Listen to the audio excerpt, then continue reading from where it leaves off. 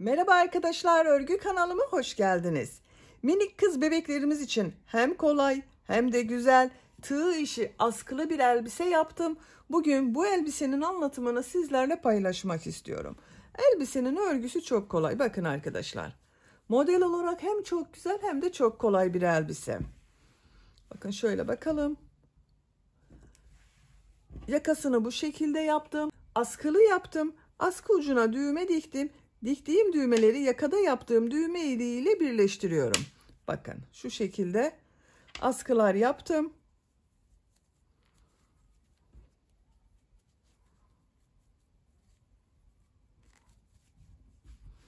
Bakın arka görüntüsü bu şekilde görünüyor. Bu askıyı siz isterseniz düz yapabilirsiniz, çapraz yapabilirsiniz. Yaka örgüsü de bakın bu şekilde arkadaşlar, çok güzel. Elbise örgüsünde iplik olarak ben bugün bu ipliği kullandım. 100 gram 320 metre olan iplikten bir yumak iplik bitti. İkinci yumaktan çok az iplik kullandım arkadaşlar. Tığ olarak 5 numara 3 milimetre tığ kullandım. Elimin sıklığına göre bu tığı kullandım. Yumuşak bir elbise elde ettim arkadaşlar. Sizin eliniz sıkıysa 3,5-4 milimetre tığları kullanırsanız yaptığınız örgü hem daha güzel olur hem yumuşak olur arkadaşlar. Ben bugün bu renk ile bu elbise örgüsünü yaptım. Siz bu elbise örgüsünde istediğiniz marka iplik ve renkleri kullanarak yapabilirsiniz. Akrilik iplikler kullanabilirsiniz. Koton iplikler kullanabilirsiniz. Her türlü ipliği kullanabilirsiniz arkadaşlar. Yakasında da 2 tane düğme kullandım. 3-6 aylık bebek için yaptım dedim. Ölçülerini de size söylüyorum. Başlamadan önce fikriniz olsun. Bakın bel örgüsünün buradan genişliğini ölçüyorum. 22 santimetre. Yüksekliğini ölçüyorum. Bu yükseklik tercihinize göre daha az veya daha çok olabilir arkadaşlar. 22 santimetre. 3-6 aylık bebek için güzel bir ölçü. Siz bu elbiseyi daha büyük çocuk için yapmak istiyorsanız bu başladığımız bel örgüsünü daha fazla sayıda zincir yaparak başlayabilirsiniz. Ya ne kadar çok başlarsanız elbiseniz o kadar büyük olur arkadaşlar. Model yerleştirmesini benim gibi bu aralarda bıraktığımız ilmek sayısını benim gibi yaparsanız daha çok sayıda model yerleştirirsiniz. İplik tığı hazırlayalım. Bu güzel elbise örgüsüne başlayalım. Örgü kanalıma abone değilseniz abone olmayı unutmayın lütfen. Örgü kanalıma abone olmak ücretsiz. Örgü kanalıma ücretsiz abone olup orada bulunan zil şeklini dokunarak açık yaparsanız kanalıma video yüklediğim zaman ilk önce size bildirim gelir. Örgülerimden herkesten önce sizin haberiniz olur. İzlediğiniz videolarıma beğeni ve yorumlarınızı yaparsanız çok sevinirim arkadaşlar. Örgü kanalıma abone olup beğeni ve yorumlarını yapan arkadaşlara ayrıca teşekkür ederim. Hepinize kolay gelsin. İyi çalışmalar. Örgüye zincir yaparak başlıyorum. İlk ilmeği bu şekilde yapıyorum. Size nasıl kolay gelirse ilk ilmeği öyle yapabilirsiniz.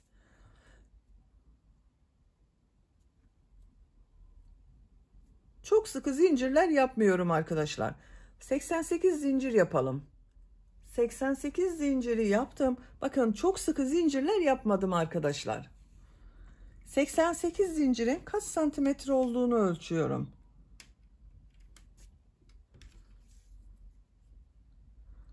37 santimetre zincir uzunluğu var. Benim elimin sıklığına göre 37 santimetre için 88 zincir yaptım arkadaşlar. Siz 37 santimetre için elinizin sıklığına göre daha az veya daha çok zincir yapmanız gerekebilir. Yapacak olduğunuz çocuğun beline ölçerek bu zinciri yaparsanız iyi olur arkadaşlar. Bu sırada bu zincirler üzerine trabzan yapıyorum. 3 zincir yapıyorum. Tığ üzerine iplik alıyorum. 3 ilmek atlıyorum. 1, 2, 3. Dördüncü ilmeğe bir trabzan yapıyorum. Bakın 2 defa da çıkardığım trabzanı. Tekrar tığ üzerine iplik alıyorum. Diğer ilmeğe bir trabzan yapıyorum. Her ilmek üzerine bir trabzan yapıyorum.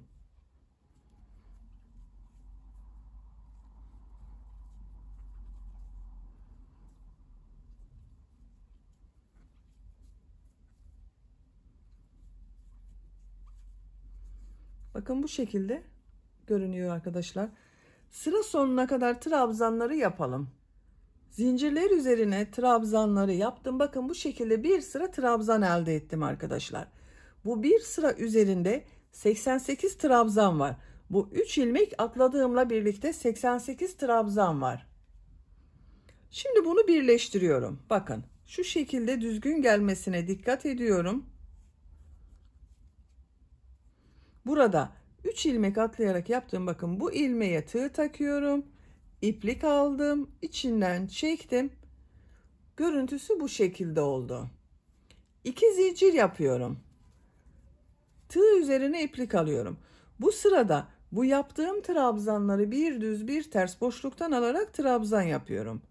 Şu şekilde bakın tığ boşluğa takıyorum. Trabzan boşluğuna trabzan yapıyorum. Tekrar tığ üzerine iplik alıyorum. Bakın bu trabzanı ters taraftan yine trabzan boşluğuna tığ takıyorum. Trabzan yapıyorum. Düz taraftan boşluktan alıyorum. Trabzan yapıyorum. Ters taraftan boşluktan alıyorum. Trabzan yapıyorum. Düz taraftan boşluktan alıyorum. Trabzan yapıyorum. Ters taraftan boşluktan alıyorum. Trabzan yapıyorum.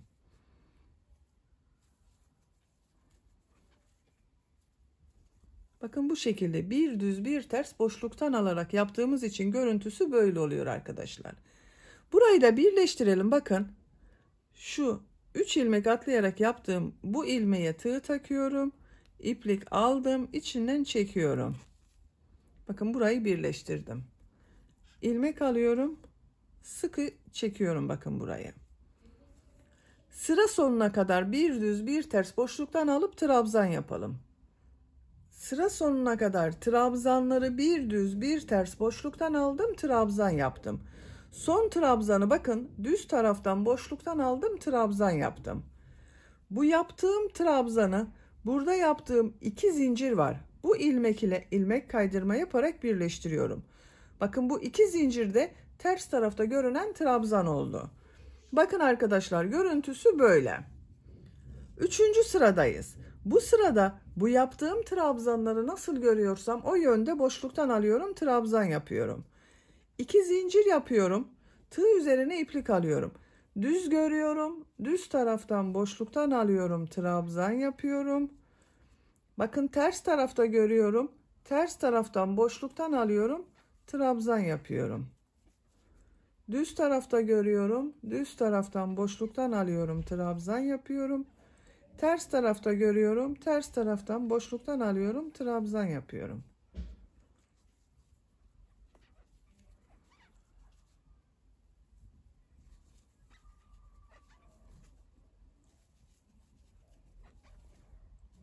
Sıra sonuna kadar devam edelim. Trabzanları nasıl görüyorsam o şekilde boşluktan aldım, trabzan yaptım. Sıra sonuna kadar tamamladım. İlmek kaydırma yaparak birleştirdim. 1, 2, 3 sıra oldu arkadaşlar.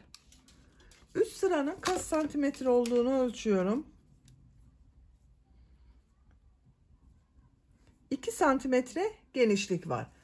Bu genişlik benim yapacağım ölçü için yeterli. Tercihinize göre siz 1 veya 2 sıra devam edebilirsiniz. 4. sıradayız. Bu sırada model yerleştirmeye başlıyorum. 3 zincir yapıyorum. Çok sıkı yapmıyorum bakın zinciri. Tığ üzerine iplik alıyorum. Aynı ilmek içine üçlü trabzan yapıyorum. Bakın 3 defa da çıkarıyorum. 1, 2, 3. Tığ üzerine iplik alıyorum. Bir ilmek atlıyorum.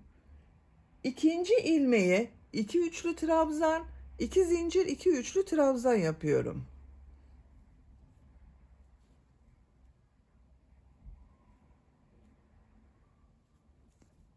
Bir,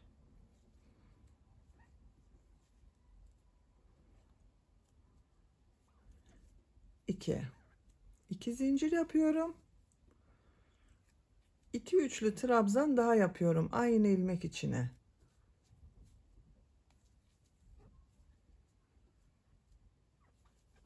Bakın model 2 üçlü trabzan, 2 zincir, 2 trabzan oldu arkadaşlar. Tığ üzerine iplik alıyorum.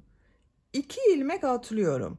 Bu ilmek içine bir üçlü trabzan, bir zincir, bir üçlü trabzan yapıyorum.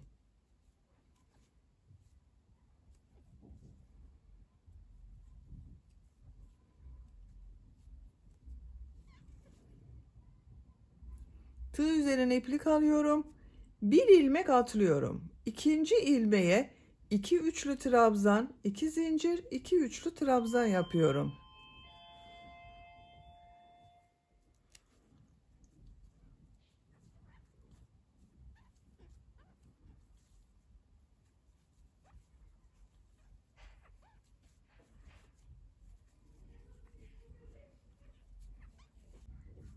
Bakın 2 üçlü trabzan, 2 zincir, 2 üçlü trabzan yaptım. Tığ üzerine iplik alıyorum. 2 ilmek atlıyorum. Üçüncü ilmeğe bir üçlü trabzan, bir zincir, bir üçlü trabzan yapıyorum.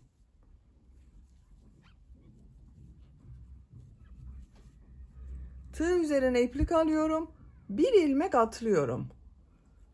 2 üçlü trabzan, 2 zincir, 2 üçlü trabzan yapıyorum.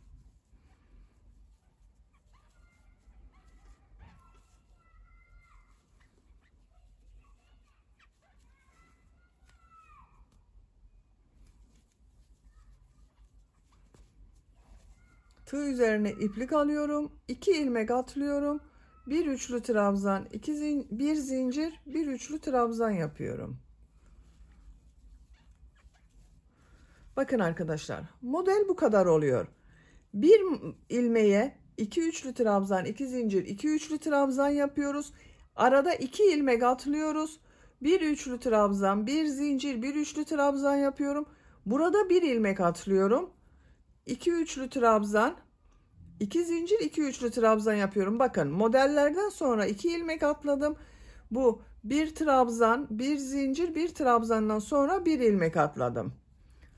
Eğer birer ilmek atlarsanız model çok sık oluyor arkadaşlar. Bu modeller arasında ikişer ilmek atlarsanız da çok seyrek model oluyor. Ben yaptım, bu şekilde denk geldi.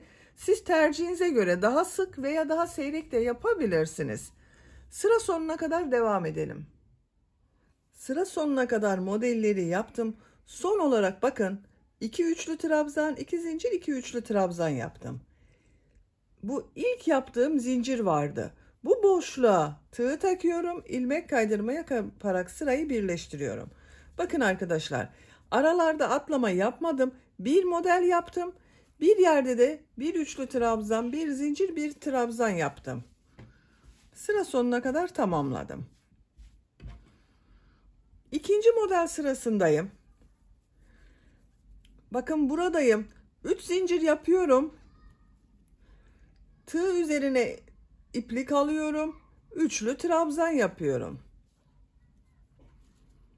Tığ üzerine iplik alıyorum.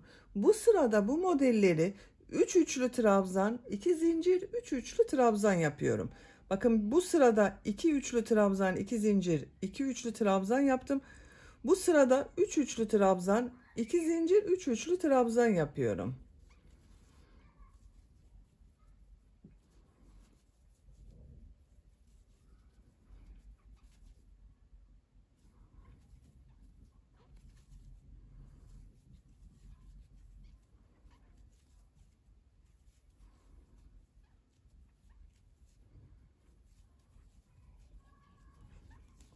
Üç üçlü trabzan, 2 zincir, 3 üçlü trabzan yaptım. Tığ üzerine iplik alıyorum. Bu bir zincirli boşluğa bir üçlü trabzan, bir zincir, bir üçlü trabzan yapıyorum.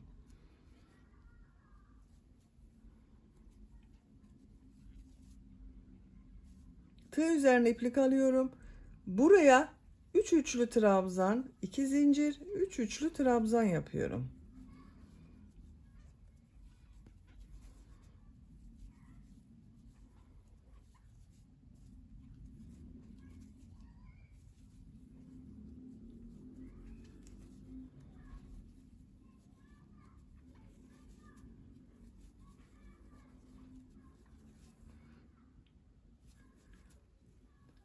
Bu bir zincirli boşluğa bir üçlü trabzan, bir zincir, bir üçlü trabzan yapıyorum. 3 üçlü trabzan, 2 zincir, 3 üçlü trabzan yapıyorum.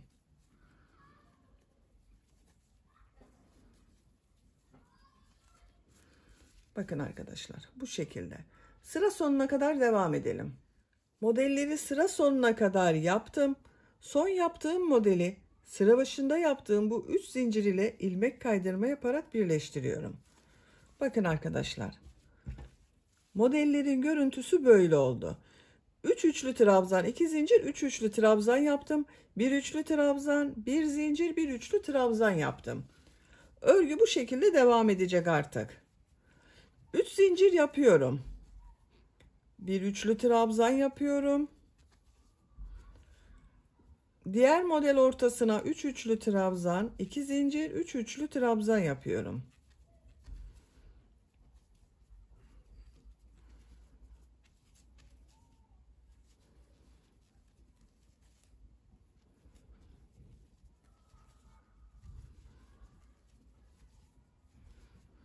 Bir üçlü trabzan, bir zincir, bir üçlü trabzan yapıyorum.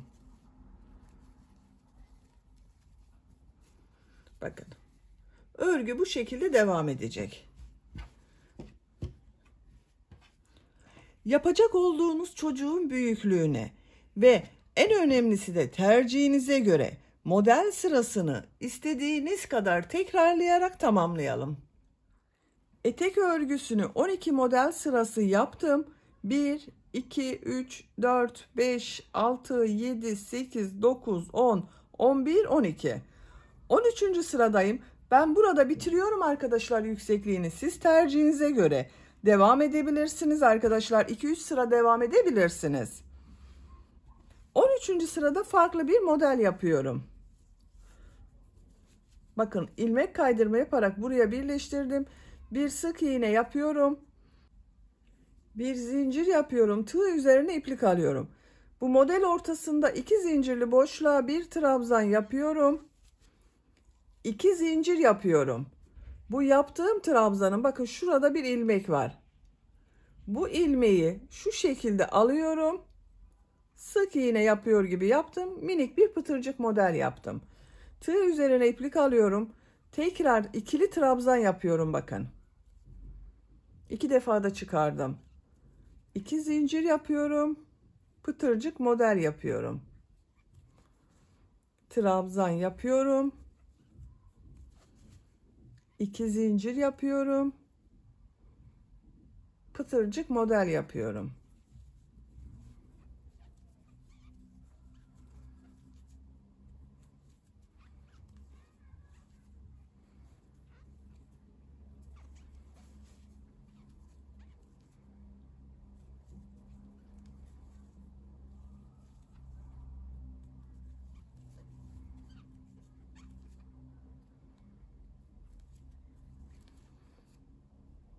İki, 4, 6, bir trabzan daha yapıyorum. 7 pıtırcık model yapıyorum arkadaşlar.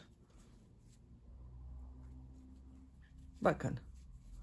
Şu şekilde pıtırcıklardan oluşan model yaptım. Bir zincir yapıyorum. Bu diğer modelde bir zincirli boşluğa sık iğne yapıyorum. Bir zincir yapıyorum. Diğer model ortasına yine burada yaptığım gibi 7 pıtırcık modeli yapıyorum.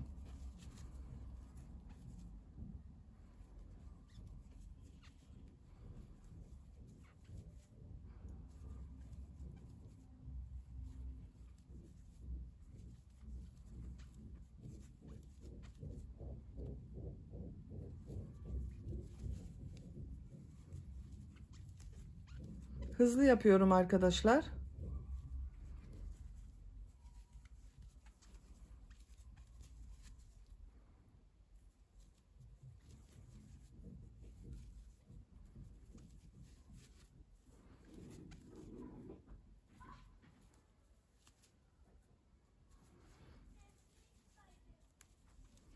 Bakın 7. yaptım. Bir zincir yapıyorum. Bu bir zincirli boşluğa sık iğne yapıyorum. Bakın bu şekilde pıtırcık modelleri oluşuyor. Sıra sonuna kadar devam edelim. Sıra sonuna kadar modelleri yaptım. Son modeli bakın bir zincir yapıyorum. Bu ilk yaptığım ilmek ile ilmek kaydırma yaparak sırayı birleştiriyorum. İpliği kesiyorum.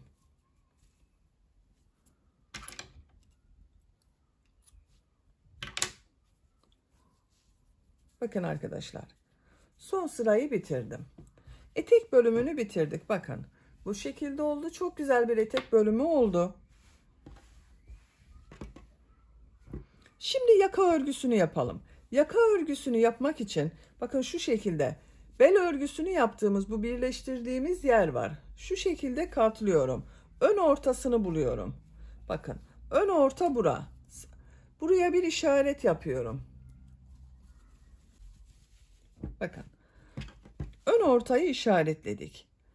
Yaka örgüsünün nereden başlayacağıma bakıyorum. Bakın buradan sayıyorum işaretleden sonra. 2, 4, 6, 8, 10, 12, 14, 16. Buraya bir işaret yapıyorum 16.'yı arkadaşlar. Şu şekilde bakın işareti yaptım. Diğer tarafa da sayıyorum. 2, 4, 6, 8, 10, 12, 14, 16. Buraya da işaret yapıyorum. Bakın arada kaç trabzan olduğunu sayıyorum. 2, 4, 6, 8, 10, 12, 14, 16, 18, 20, 22, 24, 26, 28, 30, 32, 33 trabzan işaretledim arkadaşlar. Bu iki işaret arasına model yapacağız. Ortada yaptığım işareti çıkarıyorum. Bakın burada modele başlıyorum.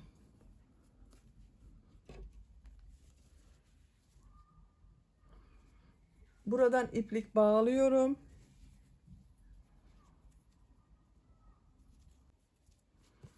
Bakın bu işaret yaptığım ilmekten bir ilmek yapıyorum. 3 zincir yapıyorum. Tığ üzerine iplik alıyorum. Bu bel örgüsünde yaptığımız gibi burada bakın 5 ilmeği nasıl görüyorsam o şekilde boşluktan alıyorum, trabzan yapıyorum. Ters tarafta görüyorum, ters taraftan boşluktan alıyorum, trabzan yapıyorum. Düz tarafta görüyorum, düz taraftan boşluktan alıyorum, trabzan yapıyorum. Ters taraftan boşluktan alıyorum, trabzan yapıyorum.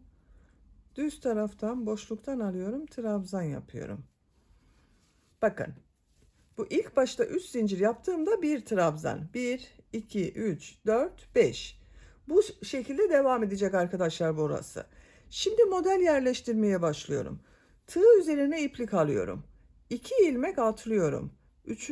ilmeğe burada yaptığım gibi 2 trabzan, 2 zincir, 2 trabzan yapıyorum. Burada üçlü trabzan yaptım. Yaka örgüsünde ikili trabzan yapıyorum. Bakın. 2 defa da çıkarıyorum arkadaşlar.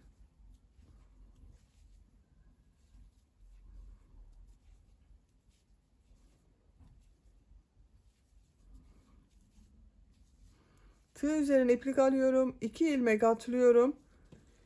Bir trabzan, bir zincir, bir trabzan yapıyorum. 2 ilmek atlıyorum. 2 trabzan, 2 zincir, 2 trabzan yapıyorum.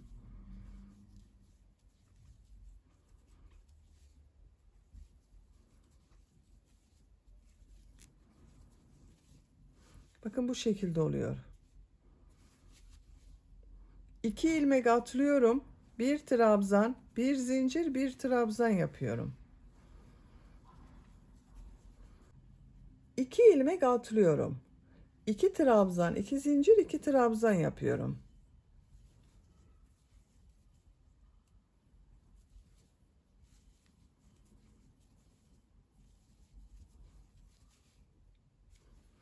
İki ilmek atlıyorum. Bir trabzan, bir zincir, bir trabzan yapıyorum.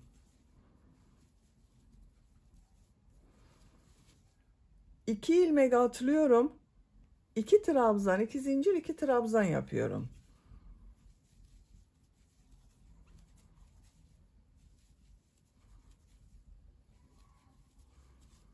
Bakın arkadaşlar. 1, 2, 3, 4 model yaptım.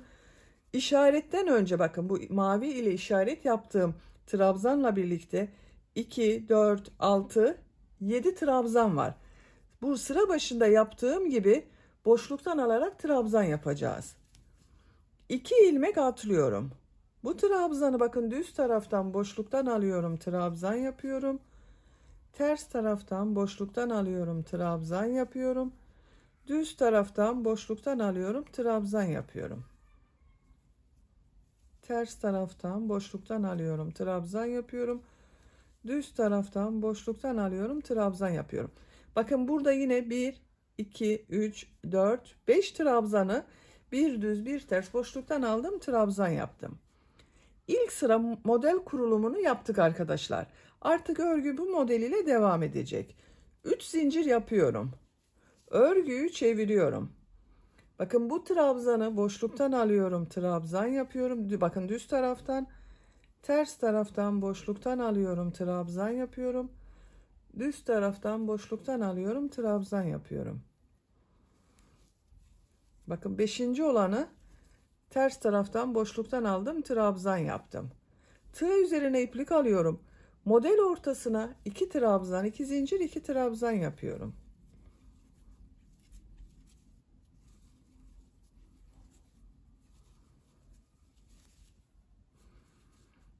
Bu bir zincirli boşluğa bir trabzan, bir zincir, bir trabzan yapıyorum. Model ortasına 2 trabzan, 2 zincir, 2 trabzan yapıyorum.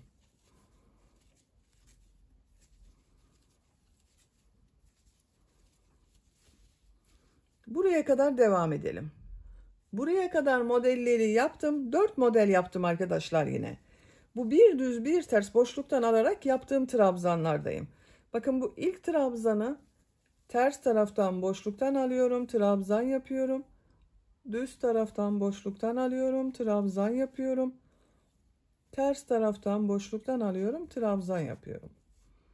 Düz taraftan boşluktan alıyorum, trabzan yapıyorum. Bakın bu 3 zincir yaparak yaptığım trabzanı tığ boşluğa takıyorum, trabzan yapıyorum. 3 zincir yapıyorum. Örgüyü çeviriyorum. Bakın ikinci sırayı bitirdim. Bu ilk trabzanları nasıl görüyorsam o şekilde boşluktan alarak trabzan yapıyorum.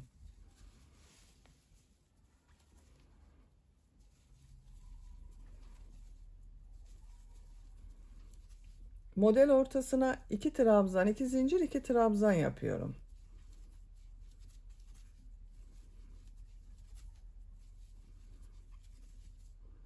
Bir trabzan, bir zincir, bir trabzan yapıyorum. 2 trabzan, 2 zincir, 2 trabzan yapıyorum. Bakın arkadaşlar, yaka örgüsü bu model ile devam edecek. Birkaç sıra bu modelleri tekrarlayarak devam edelim. Yaka örgüsünü 9 model sırası yaptım. 1, 2, 3, 4, 5, 6, 7, 8, 9. Bakın arkadaşlar bu şekilde oldu. Benim yapacağım ölçü için bu yükseklik yeterli. Siz bir büyük yapıyorsanız arkadaşlar bir sıra daha devam edebilirsiniz veya yeni doğan için yapıyorsanız bir veya 2 sıra eksik yapabilirsiniz. Şimdi bu sırada bu kenarda yaptığım gibi bir düz bir ters örgüler yapacağız ve bu iki tarafa birer tane düğme iliği yapacağız. 3 zincir yapıyorum. Örgüyü çeviriyorum. Bakın bu ilk trabzan düz tarafta görünüyor. Düz taraftan boşluktan alıyorum, trabzan yapıyorum. Düğme iliği için bir zincir yapıyorum. Tığ üzerine iplik alıyorum. Bu ilmeği atlıyorum. Bakın bunu yine düz görünüyor. Düz taraftan boşluktan alıyorum, trabzan yapıyorum. Düğme iliğini yaptım. Ters tarafta görünüyor. Ters taraftan boşluktan alıyorum, trabzan yapıyorum. Bakın bu trabzanları da burada yaptığımız gibi bir düz bir ters örgü yapıyoruz. Bunu bakın en son ters tarafta görünen trabzan yaptım. Bunu düz tarafta görünen trabzan yapıyorum. Ters tarafta görünen trabzan yapıyorum. Bakın düz taraftan alıyorum, trabzan yapıyorum. Buraya kadar devam edelim. Buraya kadar yaptım. Bakın trabzanları bir düz bir ters boşluktan alarak trabzan yaptım. Bakın burada arkadaşlar, burada 5 ilmeği bir düz bir ters örgü yapıyorum. Bakın bu son düzgün görünmesi için ters taraftan alarak trabzan yapacağız. Burada 2 trabzan var. Bunun ikisini birlikte alarak yapıyorum. Bakın en son bunu düz yapmam gerekiyor. Birisini yaparsam bir tane kalacak. İkisini birlikte alıyorum. Trabzan yapıyorum. Ters tarafta görüyorum. Trabzan yapıyorum. Bakın. Burada 1, 2, 3 trabzan var. Düğme iliği için bir zincir yapıyorum. Bu ilmeği atlıyorum. Bakın bunu düz taraftan boşluktan alıyorum. Trabzan yapıyorum. Trabzan yapıyorum. Bakın arkadaşlar. Bu sırada 2 düğme iliğinin yerini belirledik. 3 zincir yapıyorum. Örgüyü çeviriyorum. Bakın ters tarafta görüyorum. Ters taraftan boşluktan alıyorum. Ters trabzan yapıyorum. Tığ üzerine iplik alıyorum. Bu bir zincir üzerine bir trabzan yapıyorum. Ters tarafta görüyorum. Ters taraftan boşluktan alıyorum. Trabzan yapıyorum.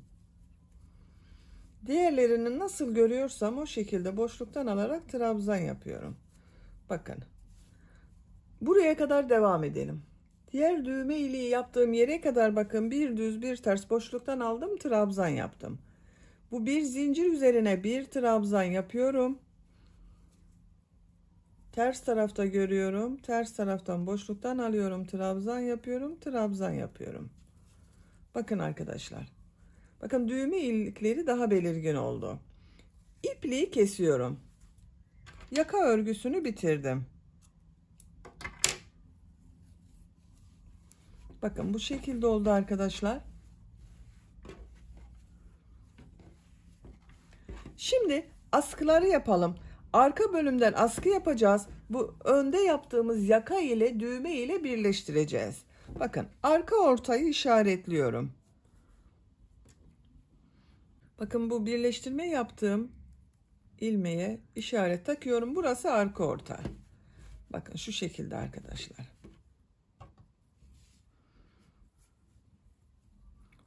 Burada sayıyorum bakın. 1, 2, 3, 4, 5. 6. ilmeğe iplik bağlıyorum.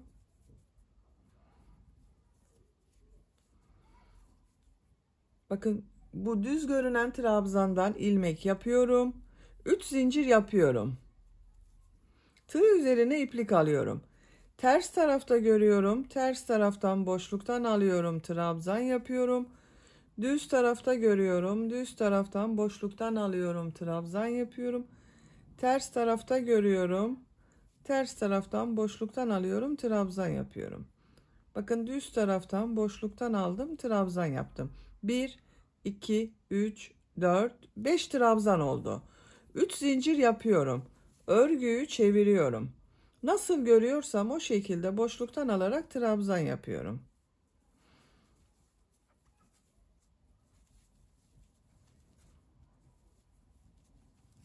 Üç zincir yapıyorum. Örgüyü çeviriyorum. Nasıl görüyorsam o şekilde boşluktan alarak trabzan yapıyorum.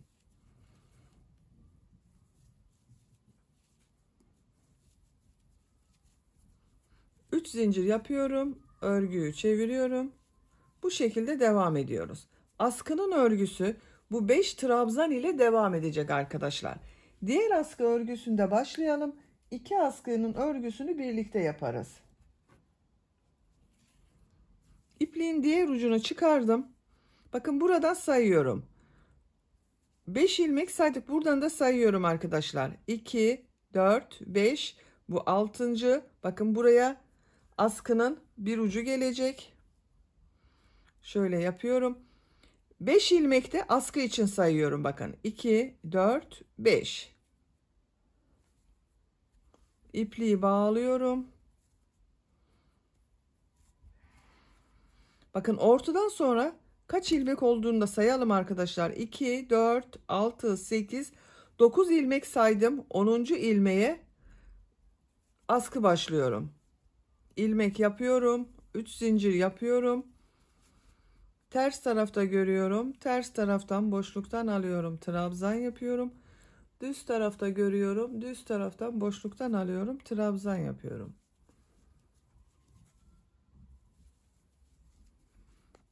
Bakın 5 trabzanı bir düz bir ters boşluktan aldım, trabzan yaptım. Burada bakın arkadaşlar 5 ilmek burada var, 5 ilmek burada var. Toplam 10 trabzan var arada. 3 zincir yapıyorum. Örgüyü çeviriyorum. Nasıl görüyorsam o şekilde boşluktan alıyorum, trabzan yapıyorum.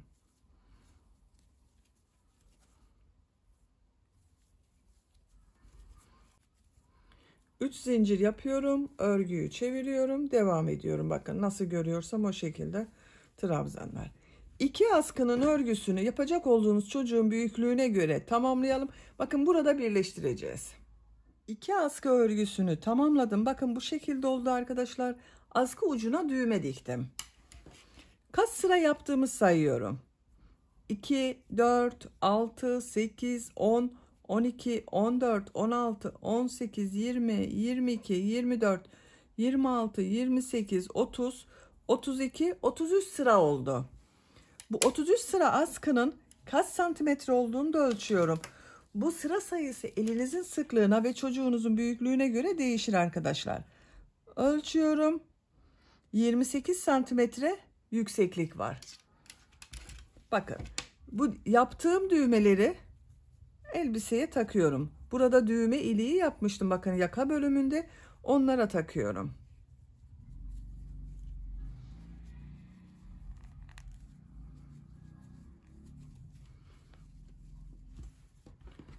Bakın arkadaşlar bu şekilde oldu. Arka bölümü bu şekilde. Elbise çok güzel oldu gördüğünüz gibi. Minik kızlarımız için çok güzel bir elbise yaptık. Bitmiş olarak size ölçülerini söylüyorum. Bel örgüsünün buradan gövde genişliğini ölçüyorum. 22 santimetre. Yüksekliğini ölçüyorum. Etek yüksekliğini ölçüyorum. 22 santimetre.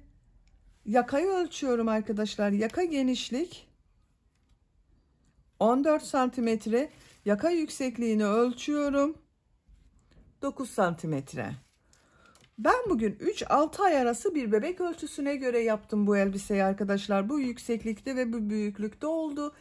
Sizin de bebeğinize göre bu askı uzunluğunu arkadaşlar yapacak olduğunuz çocuğun omuzundan geçirin. Çocuğunuzun büyüklüğüne göre bu askı uzunluğu daha az veya daha çok olabilir. İkinci iplikten kullandım. Bakın ikinci iplikten bu kaldı. Bir yumak iplik bitti. İkinci yumak ipliği kullandım.